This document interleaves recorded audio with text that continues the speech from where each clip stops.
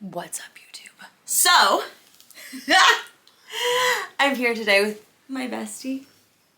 Hey! We put up a poll this morning having people ask me some questions. So we're gonna answer the questions.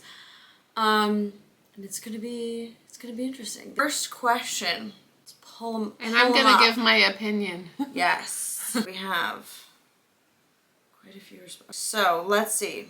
Is God revealing to you some of your own issues so you can be a better Proverbs 31 woman? Oh, go in! Now we have to bring up Proverbs 31. So, Proverbs 31 says, I already know what it is, but we're gonna read it. Are we gonna do the NIV version? Yes. Okay. Where is the part? This is very long. The part, okay. One of my favorite verses, actually, in the Bible. Okay. A wife of noble character. She is worth far more than rubies. Her husband has full confidence in her and lacks nothing of value. She brings him good, not harm, all the days of her life. She gets up while it is still night. I do that. She provides food for her family and portions for her female servants. She considers a field and buys it and extends her hands to the needy. Her husband is respected. She can laugh at the days to come. She speaks with wisdom, and faithful instruction is on her tongue. Her children arise and call her blessed. Her husband also, he praises her. Many women do noble things, but you surpass them all. Charm is deceitful and beauty is fleeting, but a woman who fears the Lord is to be praised. Take a moment. Have you heard that verse before? That is the kind of woman. It sounded like you should just know your worth. Yes, that is a good way to sum it up. But this woman, it is wild because modern day culture, right, tells us that, oh, well, biblical woman is supposed to submit and this and that. Like, it's said in there, she's trading stock, she's buying property, she is deciding what land, she's doing everything under the sun. She's just phenomenal. And I'm doing everything in my power to become that woman. But is God revealing to you some of your own issues so you can be a better Proverbs woman? Now, I think that is part of becoming this woman, right? Is going to therapy to be like, hey, I need to discover what my issues are so that I can fix them, so that I can become this ideal woman, which is, right, the ideal version of myself, the best version of myself. No one's perfect. Yeah. So for me, I have things that I'm actively doing to work on those issues is going to therapy and discovering what are my roadblocks to make me become the best version of myself. And as Haley knows, I've been a little bit of a hermit. Haven't really seen much of her in I wouldn't say a year, but I'm cutting out things in my life, not because I'm trying to discipline myself and punish myself, but because I'm excited to be working on the things that I'm working on now, and that's kind of maybe a little bit of a hermit. But it's okay, and my friends that love me understand. And they come into my house and make time for us. I am. See, but there it is. There it is. Okay, next question, because we could talk about that all night. Church home. What is the best message you have heard? Oh, there's been some good ones. There's been a lot of really good ones. That the sermon that I heard today, all that trust in me will no longer wander in darkness. And he went on to talk about that the light will be revealed to you and that forgiveness comes in once you follow the Lord. And it's this constant topic that I've been talking about lately with people about our path being made known to us by continuing to look to the Lord. But it's hard sometimes, and it's hard to know what is the right choice, when you're choosing between two good options. Yeah. There is that, but there's also you never know with life. You can think this decision is a great decision, but then that will happen and be oh wait, maybe that wasn't a good decision. And all you can do is your best. And I think in the end go of with the your day, gut. Go with your gut, and eventually he will reroute you if you need to be rerouted. So I really liked what he was going over today. He said he's afraid of something terrible happening because It's always the what if. What if you keep Yeah. on saying what if? What But if? with the culture and the news, and Yeah. we're constantly hearing, like, I've been just exhausted lately because I'm thinking about, like, what's going on in the other countries. But it's important to know that, but it's also important to do what you can, right? Yeah. Do as much as you can, and then leave the rest to God. For me, a couple weeks ago, I found out my friend's mom was going to Africa to help out, and I was like, I'm gonna put my first foot forward. I'm gonna knock at the door. I'm gonna ask. I'm gonna try, right? I made a GoFundMe. And I let it go. I left it to God. I was like, if this GoFundMe doesn't make very much money, if it only makes a little bit of money, I'll just send them the money. That's okay. I realized that, like, I'm going to let God choose if I'm going to actually go or not. And within 3 days, I got all the money. So, like, he made it obvious, I want you to go. If it didn't happen, I would take that as a sign of, like, I'm not meant to go, and that's okay. And I think that's what we have to do. To put our Which foot is forward. so unbelievably nice of that person. Like, Yeah. like I'm like, that's a lot. I got the bulk of it from one person out of nowhere. Someone I didn't even know. The kindness of strangers blows my mind. Blows my mind. Okay, next question. Favorite exercise in the gym? Haley, what's yours? That's a little morbid. It is. But what's your favorite exercise in the gym? I would say I like doing TRX. I like doing the elliptical for like 30 minutes. Squats. I like the Stairmaster. I love it so much. I love it. I have the Stairmaster elliptical. I like the Stairmaster. Oh yeah, you like the I like the Stairmaster.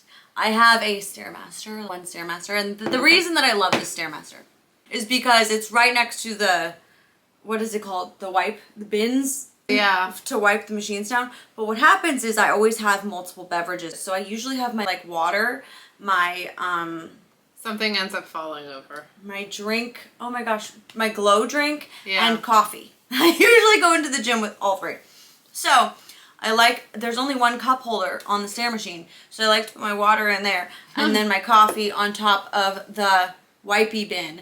And the other stair machine isn't close enough to the wipey bin, so I only can have one beverage, and I really don't like that, so that's why. How did you feel when your ex-boyfriend died? Woo! Shocked. I will never forget, I was in the car with my other ex-boyfriend, who was my boyfriend at the time, and we were coming back from a phenomenal trip in Tahoe, and, you know, all is well in the world, long road trip, and I look at my phone and I just started bawling. I was just like, what? It was just...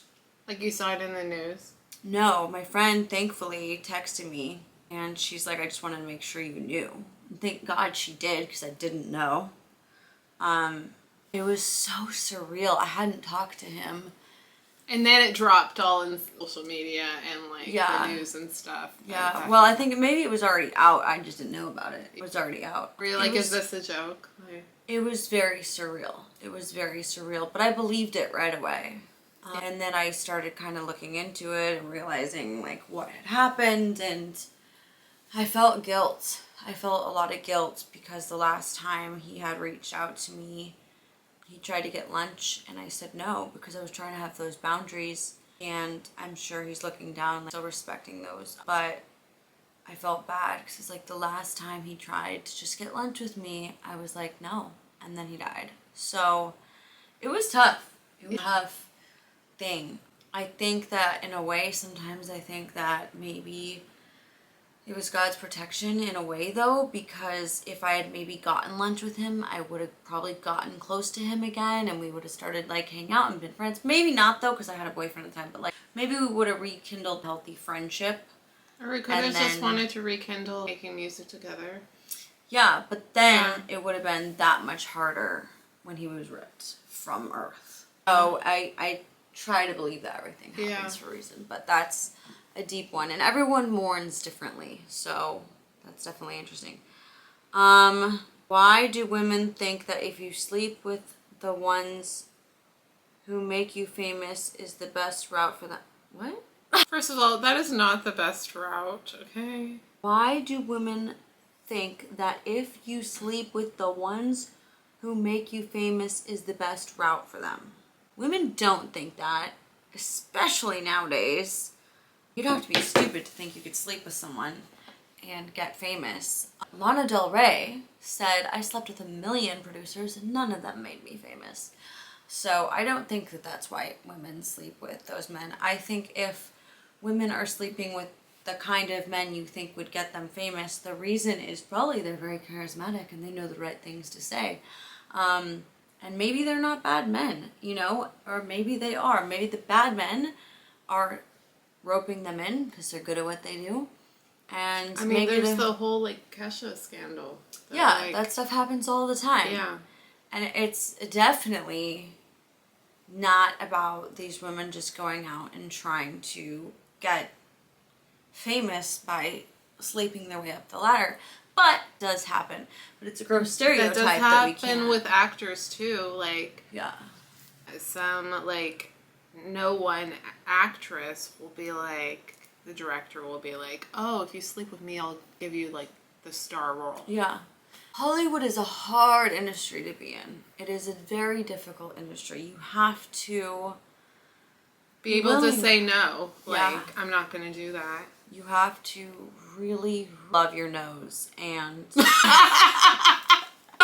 your nose. That's so funny. Okay, That's why I laughed. You have to love saying no. You have to love saying no. Yes. It is so difficult, and the amount of times I look back and I'm just like, oh, like the things I have turned down, the easy road I have turned down, but I, at the end of the day, can put my head on the pillow.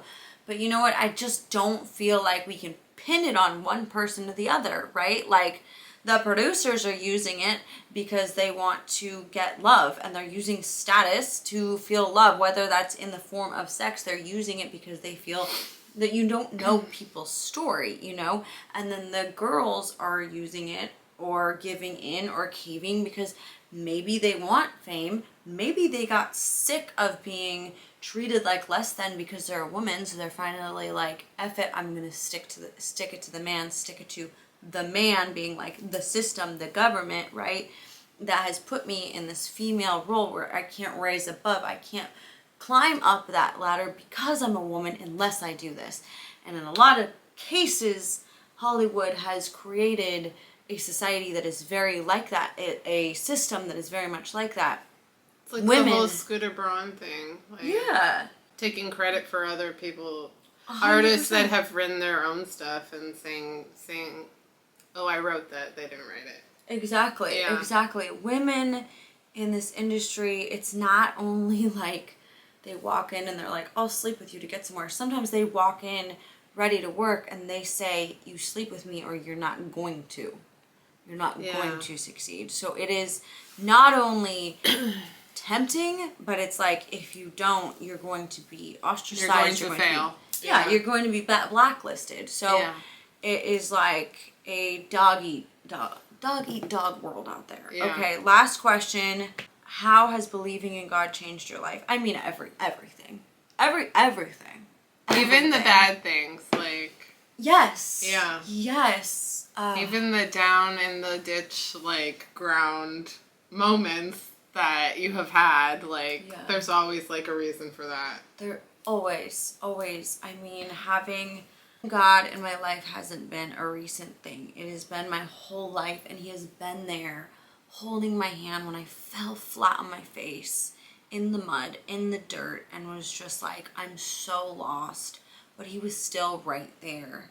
And I was able to sometimes get up from the mud and realize, like, oh, the slashing blade would have hit me if I hadn't been down on the ground that very moment. You know, like, sometimes life happens in the wildest way, and the Lord uses things that feel so bad for better and to create this person that you didn't even know you could be. I look back and I'm like grateful for the dirtiest, darkest moments, because they brought a strength out of me and a security in myself that I never would have had.